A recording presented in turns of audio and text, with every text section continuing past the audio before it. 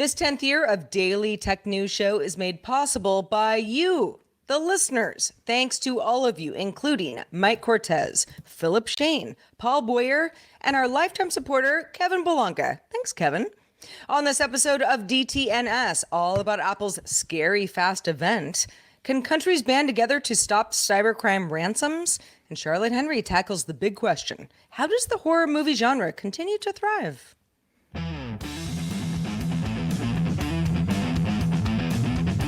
This is the Daily Tech News for Tuesday, October 31st, 2023. Happy Halloween, everyone. From Studio Secret Bunker, I'm Sarah Lane. From Columbus, Ohio, I'm Robb Dunewood. I'm the show's producer, Roger Chang. And joining us is Charlotte Henry of the Edition newsletter. Welcome back, Charlotte. Thank you. Hello. Yes, here in London. It's great to see you. I'm kind of nervous because we're doing it kind of evening time, my time. So I could be invaded and interrupted by trick-or-treaters at any point. You'll understand if I have to dash off and distribute chocolate. Are you in a place where, you know, they can just kind of come up, ring the doorbell, expect candy? Not quite, but you never know. You never know these days, Sarah. It could happen. We could have live trick-or-treating. Is it a kid or is it a real ghost? That's always my question. That's what we're Stay saying. vigilant out there, everyone. All right. Well, this is a tech news show after all, so let's get into the quick hits. X, formerly Twitter, is currently valued at $19 billion. That sounds like a lot, and it's given employees restricted stock units at a share price of $45. However, this valuation is interesting because it comes 1 year after Elon Musk bought Twitter for $44 billion, and that marks a 56% drop in valuation from what he paid for the company. Fidelity, a bank that lent over $300 million in financing to Musk's takeover of Twitter, has written down the value of its X shares by 65% over the first 11 months. Even though the government information has not been compromised, Canada has banned China-based messaging app WeChat and Russia-based Kaspersky on government-issued mobile devices due to concerns around privacy and security. Canada's chief information officer ran an assessment and determined that the apps present an unacceptable level of risk to privacy and security. Chrome on iOS doesn't look the same as Chrome on Android, and the differences between the apps continues to widen as iOS now has the ability to move the address bar to the bottom of your screen. Some people really want that. In moving the address bar to the bottom, it also gets combined with the toolbar, just like post iOS 15 Safari. So there's no UI at the top of the screen, but you can still pull to refresh. The U.S. Securities and Exchange Commission charged IT services management software maker SolarWinds and its chief information security officer, Timothy Brown, with fraud and internal control failures. SolarWinds is accused of misleading investors about its cybersecurity practices prior to a Russia-based attack in 2019. The SEC says SolarWinds allegedly misled investors by disclosing only generic and hypothetical risk at a time when SolarWinds and Brown knew of specific deficiencies in the company's security practices and potential risk involved. The Public Interest Research Group has petitioned Microsoft CEO Satya Nadella to not junk millions of computers that still run Windows 10. Windows 10 is set to receive security updates until October of 2025, so for some time, but not that much time. Windows 10 still powers more than 71% of Windows PCs. That number could shrink a little bit in the next couple of years, but still it's going to be a lot of PCs. Windows 11 requires a functioning TPM chip, which many PCs at hospitals, businesses, various homes just don't have. The end of support of the 10-year-old Windows 10 could present the biggest junking of PC hardware in history. All right, let's talk a little bit more about what Apple announced at a somewhat unusual evening event that took place at 7 p.m., 8 p.m. 8 p.m. Eastern Daylight Time last night. So it was called Scary Fast. And as expected, it was about computers that go fast. It happened well after showtime last night, our showtime. So as promised, we're talking about it today. The big news, Apple's new M3 chips. We have the M3, the M3 Pro, the M3 Max. They're all the industry's first 3-nanometer chips for PCs and Apple's biggest leap forward in graphics architecture. The GPU is faster, it's more efficient, It introduces a new technology called dynamic caching that can handle rendering speeds up to 2.5 times faster than the M1 family of chips. Emphasis on M1 here, because Apple didn't do a lot of comparing between the M2 and the M3, right, Rob? They did not. So with the introduction of the M3, Apple unveiled a new entry-level 14-inch MacBook Pro without the Touch Bar. So Touch Bar is gone on MacBooks. They also upgraded 14-inch and 16-inch MacBook Pro laptops with the M3 Pro and M3 Max processors. The company also refreshed its 24-inch iMac to the M3 processor, claiming it will be twice as fast as the M1 24-inch iMac. So the prices on these, the new 14-inch MacBook Pro, that's the one that's going to have just the M3. It starts at $1,599. The M3 Pro and the 14-inch MacBook Pro is $1999. The M3 Max and the 16-inch MacBook Pro is $24.99, and then the M3 iMac starts at $12.99. Now, I saw a lot of people saying, these are some interesting prices, especially for the iMac. And yeah, I also saw a lot of people saying, well, hold on a second. What is Apple doing here with the M3 chip that is supposedly the best chip ever? But when you look at specs, they're comparing it to the M1, not so much the M2, and especially for that middle M3 Pro chip, it does seem that Apple is rolling back somewhat. Roger, I know in our pre-show we were talking about why you think this might be. What are your thoughts?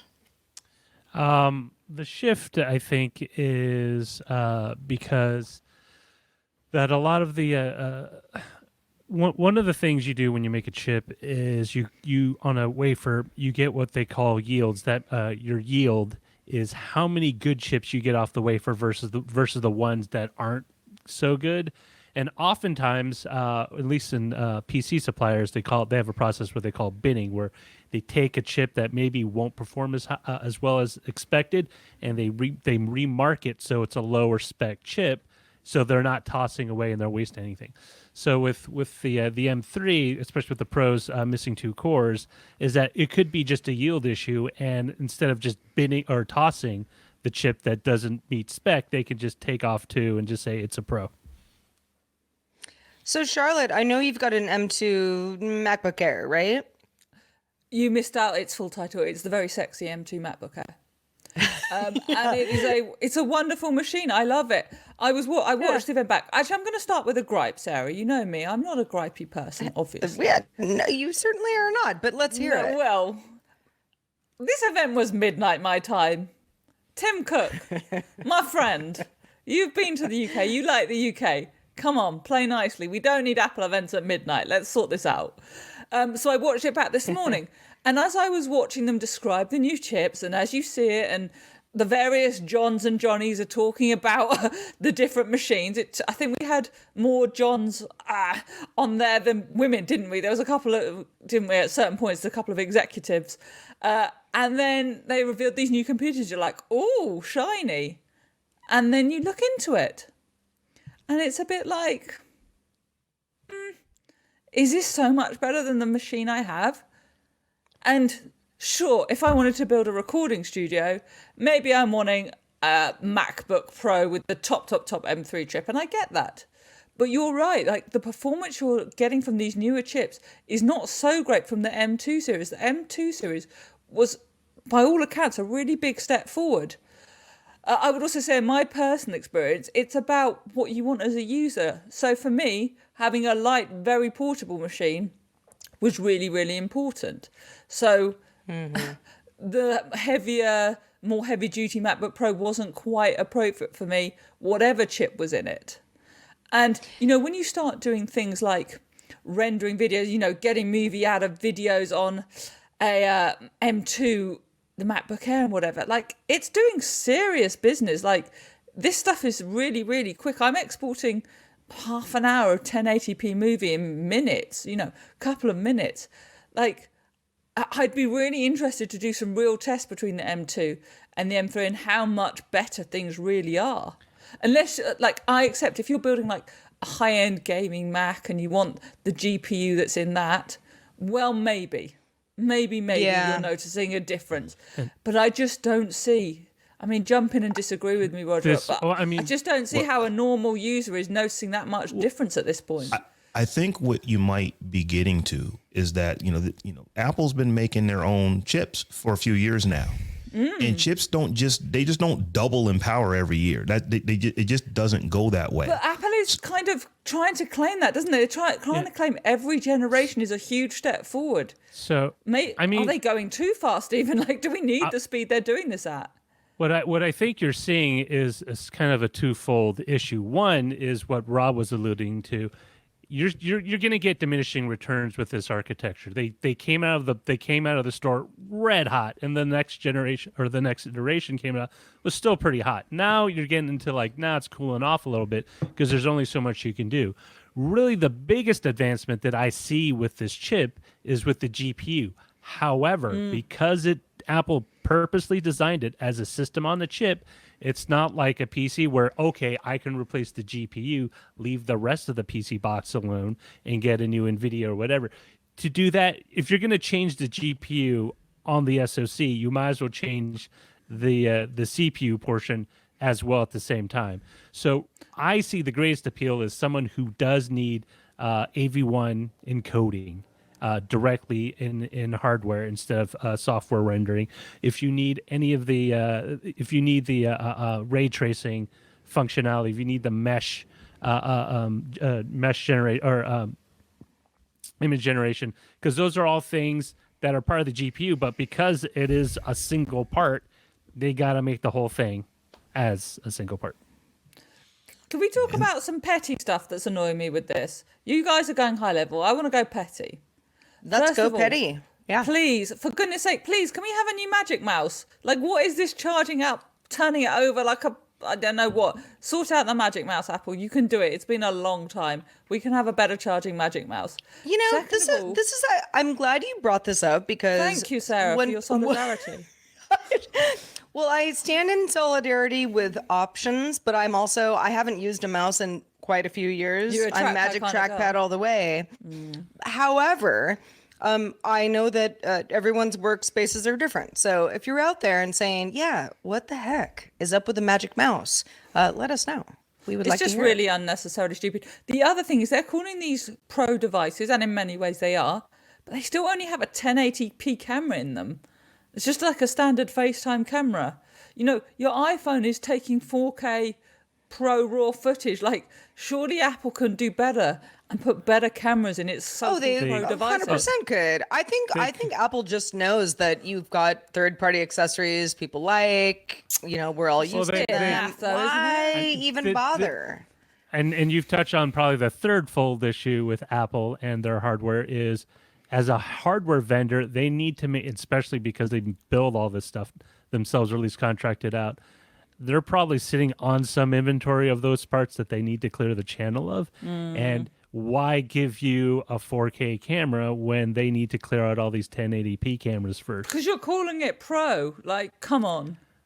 You want people to build film and recording strategies with Pro this kit. Pro has been a marketing term for Apple since they swung it out for the iPhone. You cynic. They're going to call it Pro, but they're not going to mess with their margins.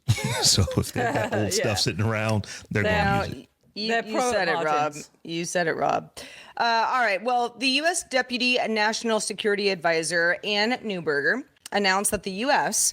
is leading a 40-country push towards an alliance to sign a pledge to never again pay ransom to cyber criminals. Cyber criminals often hack into systems and say, we're going to screw y'all up unless you pay us money. And sometimes they get that money. In a virtual briefing to Reuters, she said that the alliance, which is called the International Counter-Ransomware Initiative, is meant to eliminate the hackers' funding mechanism altogether. Neuberger says the United States has a vested interest in this, by far the worst hit, with 46% of such attacks. So key to this initiative, two information sharing platforms will be created, one by Lithuania and another jointly by Israel and the UAE. Partner countries will share a blacklist through the U.S. Department of Treasury, including digital wallets being used to move ransomware payments, plus AI to analyze the blockchain with the goal to identify illicit funds. According to analytics firm Chainalysis, back in July, the volume of crypto payments to ransomware attackers is on track for its second biggest annual total on record. So it's pretty lucrative for these folks. Yeah, and I understand why the U.S. is leading this, because we are getting hit and getting destroyed with it, with 46%. But I'm skeptical just a bit on how this is going to work, because companies are looking at what just happened to MGM, or we could just cash app somebody real quick and this problem goes away. I think that companies are going to they're going to do what's best for them, and or what they think is in their best interest, what's going to affect their bottom line the least. So I hope that this eventually catches on, but I think it's going to take an enormous, I don't want to say an enormous amount. It's going to take some time. This is not a next year type thing where everybody is complying with this. I think it's going to take some time. 40 countries don't just say, okay, we're not going to do it anymore, and now the problem goes away. The problem is not going to go away. I was thinking about this. Yeah, I was thinking about this morning of like, all right, well, if you just say, I mean, in a perfect world, according to this alliance, no country ever agrees, no company that's associated with the country never will ever agree to pay the ransom that is demanded by data that would otherwise tank the company, or at least severely embarrass the company. And it would take a lot of money to get back on track in either case. So sure, that's the goal, but no company is exactly the same company, and no data breach or a bug that is exploited, or anything that that turns into a situation like this is the same. We talk about this on the show all the time. And, sometimes ransom is paid. Other times the company goes public and says, here's what's going on. We're not going to pay the ransom, and we want everyone else to know about this to, kind of help mitigate the problem. I don't think either of those things are necessarily wrong. I think sometimes companies are thought of as weak security-wise if they pay the ransom. But again, it depends on what's been stolen. It depends on what's been stolen, because look, there's a certain amount of money that everyone will pay to stop really embarrassing stuff coming out, right? Like, everyone has a price. But equally, we're talking about like this almost in a way that it's new. And it's not. This has been the advice in cybersecurity circles for a long time, not to pay the ransomware, not to pay the hackers. Now, as I say, people will get desperate at a certain point, right, and be like, no, I've just got to pay it. I don't want that picture, that text message, whatever, coming out into the public. But this has been the advice for a long time. Right. So can't get enough Android in your life? Then listen to Android Faithful. Every week, Android aficionados Ron Richards and Huen Tui Do bring the latest Android news and information. Catch it Tuesdays at 8 p.m. Eastern, 5 p.m. Pacific, or watch it live. Subscribe to it right now on AndroidFaithful.com. All right, y'all. It is Halloween. October 31st is when we're recording this. You might be listening to it later, but, get into the spirit. We're all in our... Well, I was about to say we're all in our costumes. I don't know if Charlotte and Rob and Roger. I'm dressed as a Rob. I mean, I think I look scary enough anyway. But yeah, like I always say I'm dressed as a person of comfort. A person of comfort. Yeah, I am actually. Meaning that I just wore what I wanted to wear today. I feel person of comfort. Yeah. But in the spirit of Halloween, let's talk a little bit about horror movies. They are a staple element around this holiday, but they're also just really, really popular in general as a genre, and they're becoming a favorite among film producers, not just the John Carpenters, not just the Wes Cravens, but also those that produce content for streaming platforms, Netflix, Amazon, Peacock, to name a few. But why, Charlotte? Is there some sort of horror film playbook that makes it a more attractive investment for studios? TLDR, it can be really cheap to produce a horror movie. And so the streaming services like it because they don't have to splash out so much cash. The producers like it because they don't have such a big budget, but they can get money back. Like, it's a thing. It's a known thing that for whatever reason, these films can be made on a smaller budget. Like, we're not taking 4 years and goodness knows whatever Martin Scorsese's budget was for Killers of the Flower Moon to make. It had to have been big because that movie is long as heck. Yeah, well, we again discuss off air. I have thoughts, but like, you know, a classic slasher movie or whatever, it just doesn't seem to take that much time. If you've built up a kind of staple in a series, people like that. So yeah, they just don't take up that much money. And another key thing is that I was reading is apparently people will watch horror movies just for the sake of watching a horror movie because they're into horror movies, because they like that style of movie. Whereas you don't need the big name superstar to actually get people to watch it. Yeah, So I was that's about to say, apparently a but thing don't as well. people like romantic comedies too? But I feel like, you know, Sure. and there are breakout hits, but you kind of do have more like, ooh, so-and-so's in this movie, therefore I'll Right. watch it kind of thing. It's the Adam Sandler movie, it's the this, it's Right. the that. Whereas, look, there are famous people that go in horror movies, of course there are. But people, as I understand it, and I'm not a particularly massive horror movie fan myself, but as I understand it, people who are in that community like it for the genre. And like there are specialist streaming services for this as well as the big names that you mentioned up top. Netflix being one of the, you know, obviously big streaming services, Sure. has 12 horror releases that started September 28th through December 8th, something that you wouldn't have seen otherwise. Obviously, the timing makes a lot of sense. Yep. Rob, where are you on the horror genre, and where do you find your horror movies, if you even like them? So it is so apropos that we're having this conversation today. Just last night, without knowing that this was going to be the topic, I actually watched Train to Busan on, I think I watched it Netflix. I can't remember what I watched it. I watched it on Did you something. sleep afterwards? Were you okay? Yeah, because it you know, I like the zombie movie. So this was one where I said, you know what? I'm going to go watch another zombie movie and see, okay, what do the zombies do when they're on a train? Same thing they do everywhere else, but it is still kind of, you know, there are moments that make you jump, and it's Zombies you know, with a twist. yeah, you know, zombies on a train, and This it is was, exactly the thing. you know, I watched it from beginning to end, and I actually enjoyed it. And you know, I mean, there's times when I might have, you know, this is a Korean movie, so you know, you have to actually read the subtitles. But it is a zombie movie. You can miss a lot of the dialogue and still understand exactly what is going on, why it's going on, and what's about to happen. So I actually really enjoyed it, and I'm probably going to watch Pet Sematary 2 at some point. You know, on I think it is on Hulu maybe. So they're out. I'll check them out because these are movies that catch my attention. I don't feel bad if I get up and walk away for 20 minutes and come back and it's like, oh, people are still getting blown up or killed or whatever the case is. And I enjoy that.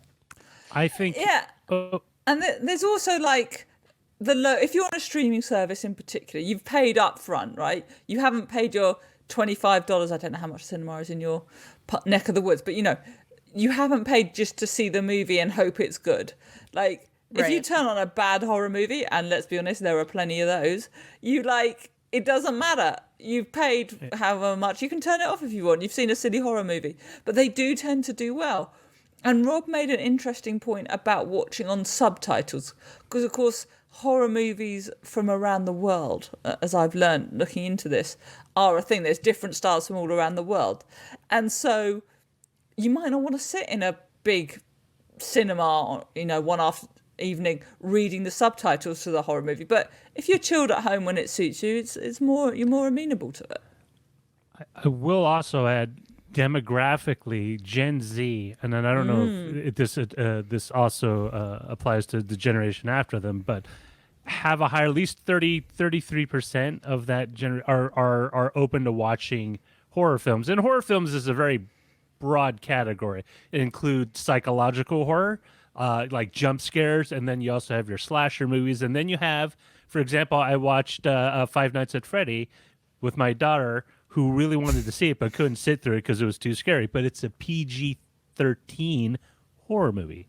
But you also have comedy horror movies like Megan, the one with the creepy doll that, and so right, which was sort of a hit more than I think a lot of people thought it would be. But again, it probably didn't cost that. I don't think it cost that much to make. So it's a win. You've got your hit. You haven't spent that much money. That's what studios love. If you think about the big budget movies that have been being cranked out by the industry over the past 5-6 years, they're either some sort of superhero or sci-fi or fantasy epic, and those are expensive because you have costumes, you have, and that's not just one person, everyone has to wear a costume. Then it's special effects, and then it's visual effects, and then it's post-production, and it's a bunch of different camera angles that you all need to get at the same time. And then you need big name draws to make sure people sit their butts in the theater to pay that $16. So you need your Benedict, what's his name? Cumberbatch, Chris Evans. You need big names to get people in, because otherwise they probably wouldn't watch that movie. What was the movie where they couldn't talk or the monsters would get them? Silent. The whole movie. Yeah. What was it called? Sorry, what's going on? I think it was Silence. A Silent Place. Yes. Yeah. That was like, big stars but like somebody said, they don't talk. There's no dialogue in the entire movie. That's the point. I was like, I'm not going to watch that, but I kind of like these actors, so maybe I will, That's which the I quality eventually of did. their acting, Sarah. And What's then the dumb horror Quiet movie Place, A Quiet Place. with The Quiet Place. What's the dumb horror movie with Paris Hilton? Well, I don't know. TMZ. I mean, it's a dumb movie. But you know what? That does. I think that speaks to what we're all kind of getting at is there are certain genres of movie, Right. whether it be drama, action, comedy. Then you get into the horror genre, and it's like, horror movies can be really, really scary. They can also be really campy or somewhere in between. And maybe they get more of a pass from the people who just like the genre more than we get from, like, if there's going to be like a Fast and Furious that just completely sucks on CGI, I'm like, that sucked. Because that's all it was supposed to be. It's something that just like looks cool. But the horror stuff can pull at different strings. I just want to jump into one thing that we sort of touched on, is this idea of the specialist catalogs and specialist streaming services for people that are really, really into it. But, more than us going, what's the one with Paris Hilton? What's the one where they don't talk? Like, they're really dedicated aficionados of horror movies. And there's a couple of streaming services that I don't think are very expensive that are aimed for them. I read in an IGN article that apparently the Netflix horror catalogue doesn't have anything beyond was before 1998. But there are people who are super, super dedicated to the genre as a whole, in the same way you might be dedicated to a musical genre or whatever and want records from all over time. Yeah. And so streaming, again, is kind of providing for those niches as well. Well, Charlotte Henry, it's not every day that we can talk about the horror movie genre with you on Halloween itself. So we very much appreciate you coming to talk about that. It's almost like we planned this stuff, guys. Almost. It's almost as if we have a calendar of sorts. Also fun to talk about Apple's announcement with you, and always fun to talk about everything with you. So let's let folks know where they can keep up with everything that you do outside of the show, because you're quite prolific. Yeah, thanks so much. If you head over to theedition.net, I blog there, I link to a whole load of stuff there. And as you can see, there is a newsletter. Please put your email address in that newsletter box. And if you would really want to make me happy, you can put your bank details into the box as well and be a paid subscriber. Covers all things tech and media. Well, we're so glad to have you, as always, Charlotte Henry.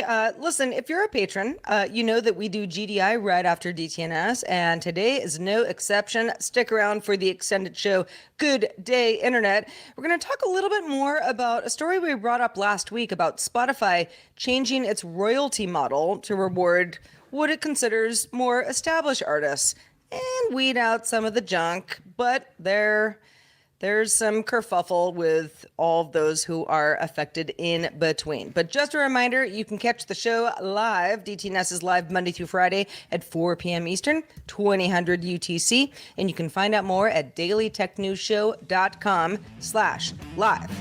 We're back doing it all again tomorrow with Scott Johnson joining us. Talk to you then. This show is part of the Frog Pants Network. Get more at frogpants.com. Diamond Club hopes you have enjoyed this program.